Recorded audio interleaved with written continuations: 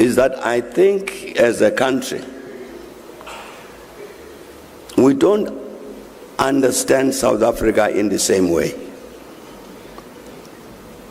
I think we carry in our heads different South Africans. Which South Africa do you know about? Is it the one that faced hard times and grew out of it? Or is it the one that is still struggling due to certain factors? Why is a resource-rich nation like South Africa still not developed enough? Perhaps people's idea of South Africa does not align with the truth. There are many things that no one knows or talks about. To dispel all the myths, President Thabo Mbeki gave a speech. This speech left many people in shock. Watch to see where you stand, whether you agree with him or not. And hence come with different solutions of whatever the challenges are. Take this notion of 30 years of democracy. What has happened during these 30 years?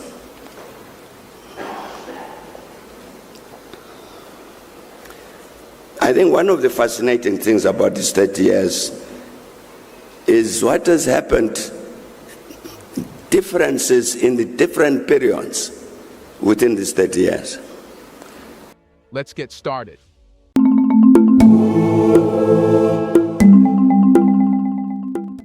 President Thabo Mbeki's speech went viral, and after this, South Africa found itself at a crossroads, wrestling with division and dissent echoing throughout the nation. President Thabo Mbeki's speech has ignited a national debate in South Africa by offering a thought-provoking analysis of the country's democratic journey over the past 3 decades.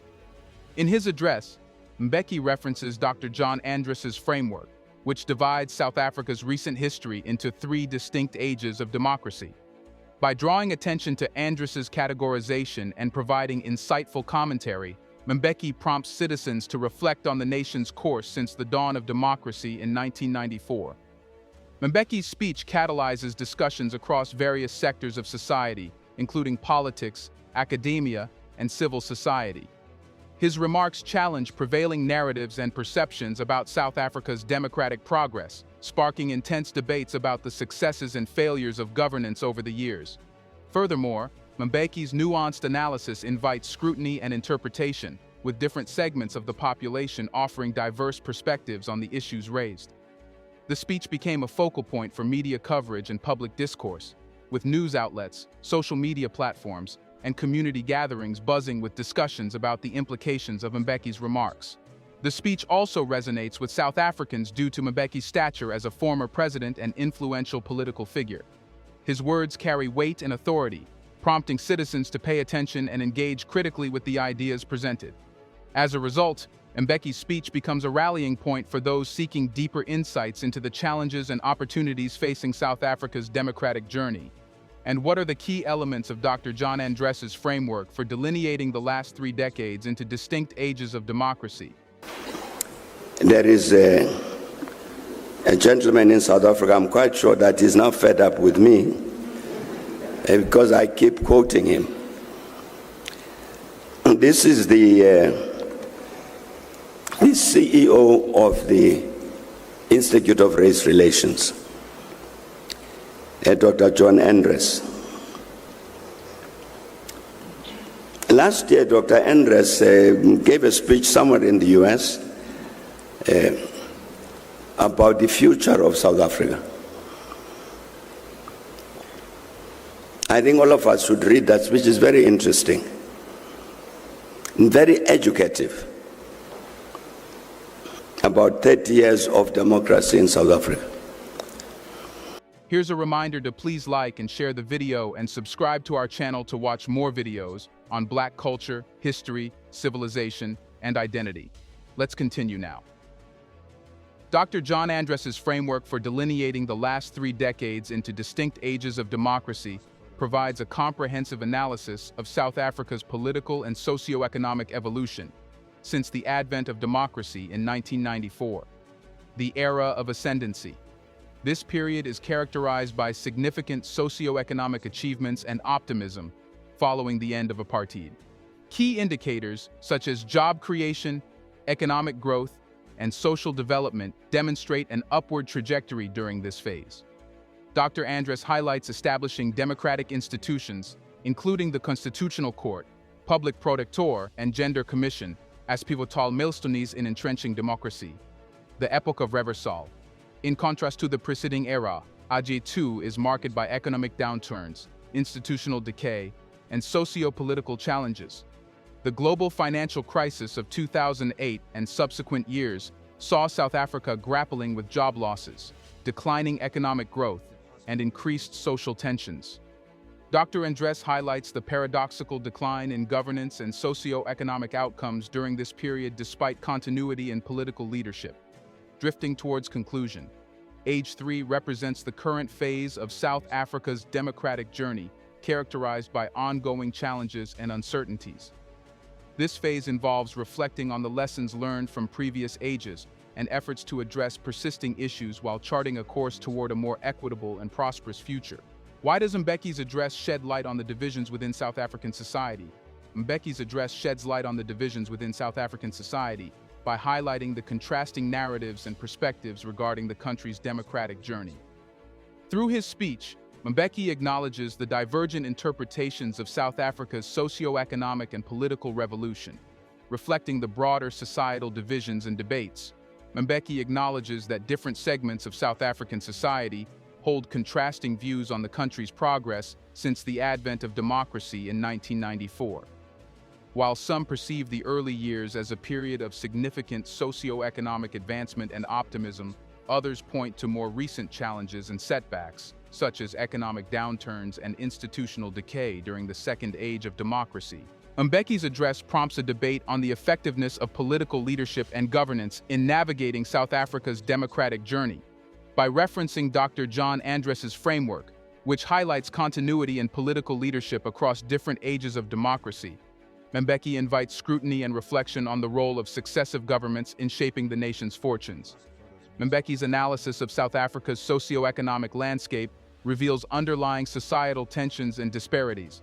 The disparities in economic opportunities, access to basic services, and quality of life underscore persistent inequalities that continue to divide communities along socio-economic lines. Mbeki's discussion of institutional integrity and decay sheds light on the erosion of public trust in key state institutions, such as the South African Revenue Service, SARS, and Eskom. The revelations of deliberate sabotage and institutional malaise fuel perceptions of corruption and inefficiency, contributing to disillusionment and division among citizens. He also discussed each phase in detail. During South Africa's age once of democracy, from 1994 to 2007, significant socio-economic achievements were realized, contributing to optimism and progress in the country. President Thabo Mbeki's speech, referencing Dr. John Andres's framework, highlights several key milestones and advancements during this period. But how did the country's trajectory during this period defy initial skepticism and foster a sense of optimism? During South Africa's age one of democracy, from 1994 to 2007, the country's trajectory defied initial skepticism and fostered a sense of optimism through several key factors. The peaceful transition from apartheid to democracy in 1994 marked a historic moment in South Africa's history. Despite widespread skepticism and concerns about potential violence and instability, the country successfully navigated a peaceful transition process under the leadership of Nelson Mandela and the African National Congress (ANC). This achievement instilled confidence and international optimism, demonstrating the possibility of reconciliation and nation-building in the aftermath of a deeply divided past. Following the end of apartheid, South Africa embarked on a journey of reconciliation and nation-building guided by forgiveness, inclusivity, and social cohesion. Establishing the Truth and Reconciliation Commission (TRC) provided a platform for acknowledging past injustices, promoting healing, and fostering unity among diverse racial and ethnic groups. This reconciliation commitment helped overcome initial skepticism and lay the groundwork for a more inclusive and cohesive society. South Africa experienced significant economic growth and job creation during age one of democracy. The expansion of the economy, coupled with government initiatives to promote investment and entrepreneurship, contributed to the creation of millions of new jobs and opportunities for economic advancement. This economic growth defied initial skepticism about the feasibility of achieving meaningful socio-economic transformation in the post-apartheid era, and fueled optimism about the country's prospects. Age 1 witnessed the establishment and strengthening of democratic institutions essential for governance and accountability. Institutions such as the Constitutional Court, Public Protector, and Gender Commission were created to uphold the rule of law, protect citizens' rights, and promote good governance. These institutions' robustness helped instill confidence in South Africa's democratic process and fostered a sense of optimism about the country's ability to uphold democratic principles and values. South Africa's successful transition to democracy and subsequent achievements during Age 1 garnered international recognition and engagement. The country's reintegration into the global community and its participation in international forums and organizations signaled its emergence as a respected and influential actor on the world stage. This global recognition bolstered South Africa's confidence and optimism about its ability to overcome past challenges and contribute positively to the international community. So Dr. Endres says, if you look at Age 1, the country is going up all the time. He says if even you take the number of people employed, in 1994 you got 8 million people employed. By 2008 it's 14 million. To contest this assertion that is made, that this was a period of jobless growth, because in fact there's enormous job creation during this period. Levels of unemployment dropped during this period. All manner of positive things. He gives all the detailed socio-economic figures to show this upward process. That's what he calls age number 1. Now, let's come to Age 2. What were the defining challenges faced by South Africa during the Age 2 period, as outlined by Mbeki? During the Age 2 period, as outlined by Mbeki, South Africa faced several defining challenges that marked a departure from the progress and optimism of the preceding era. These challenges, which spanned economic, political, and institutional domains, contributed to disillusionment and uncertainty within the country. One of the central challenges during Age 2 was the impact of the global financial crisis of 2008. The crisis in the United States reverberated globally, causing economic downturns and financial instability in many countries, including South Africa. The subsequent recession and decline in global demand adversely affected South Africa's export-oriented economy, leading to job losses, reduced investment, and slower economic growth. The global financial crisis exacerbated existing socio-economic challenges in South Africa, particularly regarding employment. Mbeki highlights a shift from the upward trajectory of job creation during Age 1 to a trend of job losses during Age 2.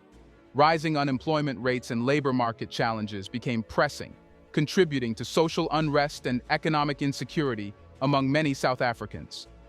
Another significant challenge during Age 2 was the erosion of institutional integrity and governance failures within key state institutions. Mbeki references the decline in performance and effectiveness of institutions such as the South African Revenue Service (SARS) and Eskom, attributing it to deliberate efforts to undermine their functions. The revelations of maladministration, corruption, and institutional decay raised concerns about the state's capacity to deliver essential services and uphold democratic norms. The challenges faced during Age 2 contributed to a loss of public trust and confidence in government institutions and political leadership. Escalating corruption scandals, economic stagnation, and service delivery failures eroded public faith in the state's ability to address pressing issues and deliver on its promises. The decline in trust undermined social cohesion and heightened political polarization, exacerbating divisions within South African society. Despite some socio-economic progress during Age 1, South Africa struggled with persistent inequalities and disparities during Age 2. Mbeki's speech alludes to widening socioeconomic gaps, limited access to opportunities, and uneven development across different regions and communities. These inequalities exacerbated social tensions and fueled grievances, particularly among marginalized groups. Age number 2 is from 2008 to 2022. And you have the direct opposite happens.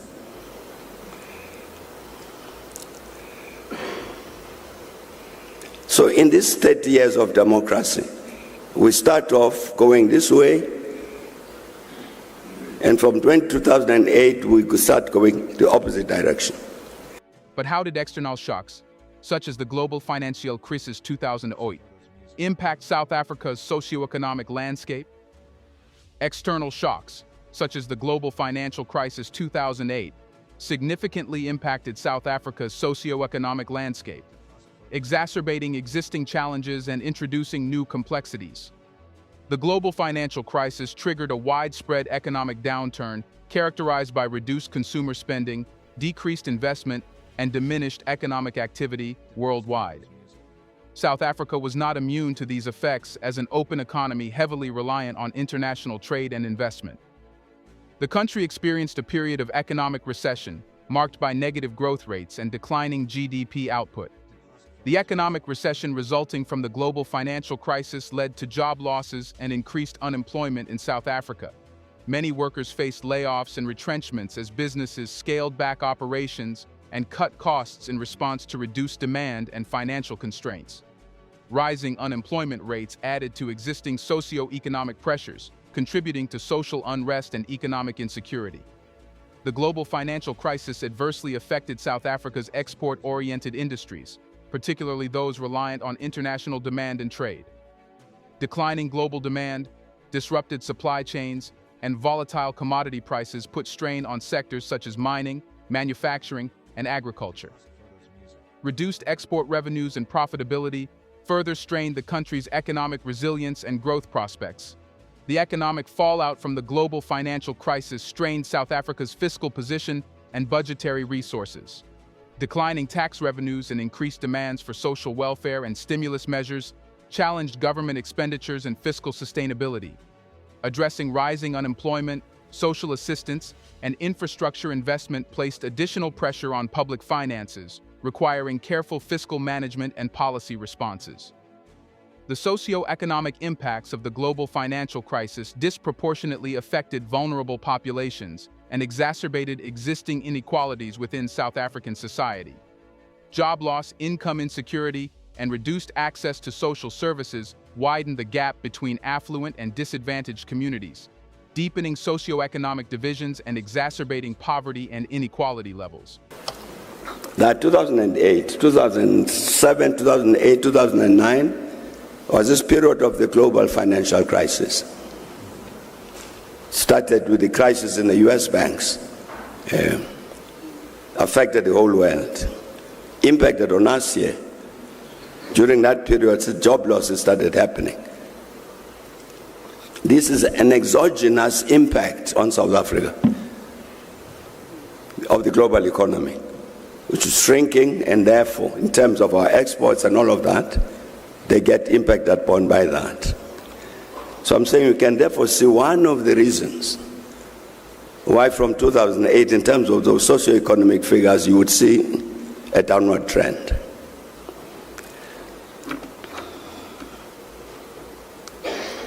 But I don't think that is the entire explanation for this change. But what in Mbeki's discourse challenges conventional narratives regarding political continuity in South Africa? Mbeki's discourse challenges conventional narratives regarding political continuity in South Africa by highlighting paradoxes and contradictions that defy simplistic interpretations of the country's political course. Mbeki draws attention to the paradoxical shift in South Africa's socio-economic trajectory despite the continuity of political leadership. He questions how the same political party that led the country towards positive socio-economic outcomes during Age 1 could preside over a decline in Age 2, Mbeki draws attention to the paradoxical shift in South Africa's socio-economic trajectory, despite the continuity of political leadership. He questions how the same political party that led the country towards positive socio-economic outcomes during Age 1 could preside over a decline in Age 2. This challenges the assumption that political continuity guarantees consistent progress, emphasizing the complexities of governance and policy implementation. Realities, underscoring the need to contextualize political developments within broader global and regional contexts. Mbeki's discourse raises questions about institutional resilience and leadership accountability in the face of governance challenges. He highlights the paradoxical phenomenon of institutions established during Age 1 to strengthen democracy, subsequently experiencing decay and dysfunction during Age 2. This challenges prevailing assumptions about the durability of democratic institutions and the mechanisms for holding leaders accountable for their actions. By emphasizing the complexities of democratic governance, Mbeki challenges simplistic narratives that equate political change with linear progress or regression. He underscores the need to examine the nuances of governance processes, institutional dynamics, and socio-economic realities to understand the full spectrum of political outcomes. This calls for a more nuanced analysis transcending binary categorizations of success or failure. He also talked about the impact of a single political party remaining in charge. What are the implications of a single political party presiding over divergent trajectories in successive ages of democracy? The implications of a single political party presiding over divergent trajectories in successive ages of democracy are profound and multifaceted, shaping the socio-political landscape and governance dynamics in South Africa. Divergent courses under the same political party can erode public trust and confidence in government institutions and leadership. Citizens may question the party's ability to deliver on its promises and effectively manage the country's affairs, leading to disillusionment and skepticism about the legitimacy of the ruling regime. Divergent trajectories may highlight the importance of political accountability and responsiveness to changing socio-economic conditions. Citizens may demand greater transparency, accountability, and responsiveness from political leaders to address governance failures and pursue policies that align with the country's development aspirations. The contrast between successive ages of democracy highlights the tension between policy continuity and the need for adaptive governance strategies. While continuity in policy frameworks and institutional structures can provide stability and predictability, it may also hinder the flexibility needed to respond effectively to evolving challenges and opportunities. The history of governance leads to the issues South Africa faces today. And what are these issues? The country struggles with economic difficulties, including sluggish growth, high unemployment rates, and income inequality. Persistent economic challenges hinder alleviating poverty, promoting sustainable development, and creating opportunities for all citizens. There are ongoing concerns about institutional decay and corruption within key state institutions. Reports of maladministration, mismanagement, and allegations of state capture undermine public trust in government and erode confidence in the integrity of governance structures. South Africa faces persistent challenges in delivering essential services, such as electricity, water, healthcare, and education, to its citizens.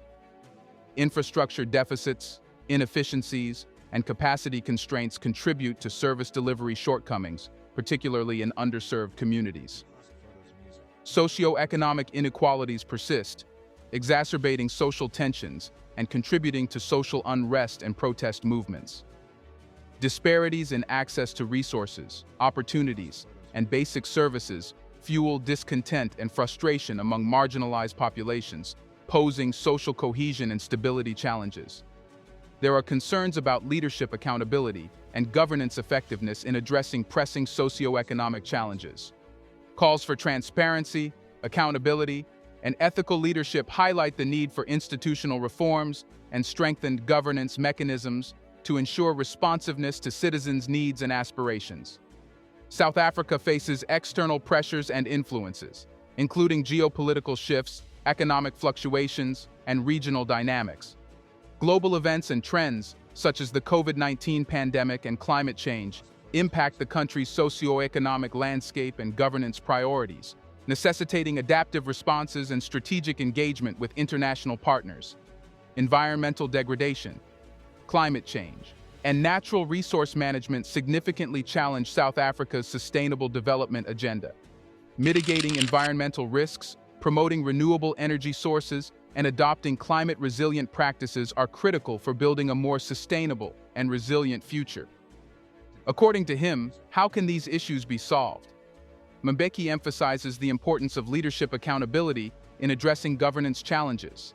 He highlights the need for transparency, ethical leadership, and adherence to democratic principles to restore public trust and confidence in government institutions. Mbeki advocates for institutional reform to combat corruption, maladministration, and institutional decay. Strengthening governance structures, enhancing oversight mechanisms, and promoting a culture of integrity within state institutions are key to restoring institutional effectiveness and credibility. Mbeki underscores the importance of public engagement and participation in governance processes. He encourages citizens to hold leaders accountable, participate in decision-making, and advocate for their rights and interests to drive positive change and foster inclusive development. Mbeki highlights the need for economic resilience and diversification to address economic challenges. He suggests promoting investment, job creation, and inclusive growth strategies to stimulate economic recovery, reduce unemployment, and foster socio-economic development. Mbeki emphasizes promoting social cohesion and inclusion to address social inequalities and tensions. Building bridges across divides, fostering dialogue, and promoting social justice and equity are essential for fostering a more cohesive and inclusive society. Mbeki calls for prioritizing environmental sustainability and climate resilience in national development agendas. Investing in renewable energy, environmental conservation, and climate adaptation measures can mitigate environmental risks and promote sustainable development.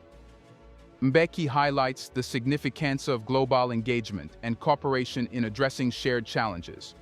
Collaborating with international partners, leveraging global resources, and advocating for multilateral solutions can enhance South Africa's capacity to address complex issues and achieve common goals. Can the issues South Africa is facing be solved? If yes, how so? Should everyone know how they can influence South Africa internally or externally play a part? Let us know in the comments section. Do you agree with the president's words? Do you want to watch more videos like this one? If yes, subscribe to our channel and press the bell icon next to it. We have decided to bring videos on something nobody talks about: the Black culture, civilization, history, and evidence about how glorious Blacks have been. Thanks for watching, and until the next video, stay tuned.